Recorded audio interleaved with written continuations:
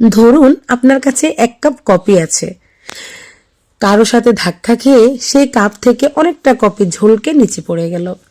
এখন যদি আপনাকে জিজ্ঞেস করা হয় আপনার ওই কাপ থেকে কফি কেন নিচে পড়ে গেল, তখন আপনার উত্তর হবে ধাক্কা খাওয়ার কারণে।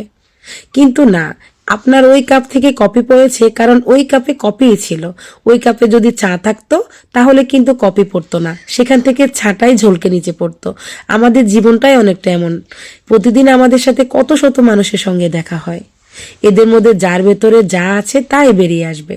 যার মধ্যে শিক্ষা আছে তার ভেতর থেকে বেরিয়ে আসবে আলো, আর যার মধ্যে শিক্ষা নেই তার ভেতর থেকে বেরিয়ে আসবে অসভ্যতা।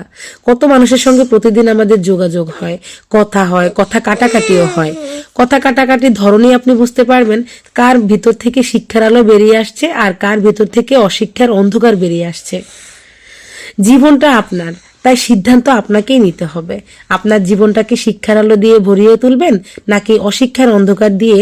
আর সেটা বোঝা যাবে আপনার ব্যবহারে, কারো সঙ্গে যোগাযোগী কথাবার্তায়, কথা কাটাতে আপনি কি কথা বলছেন, আপনার ভিতরটা কি শিক্ষার আলো দিয়ে পরিপূর্ণ নাকি অশিক্ষার অন্ধকার দিয়ে, সেটা আপনার ব্যবহারে ফুটে উঠবে। তাই বলছি মানুষের সাথে ভালো ব্যবহার করুন, ভালো মনের অধিকারী হন। ধন্যবাদ।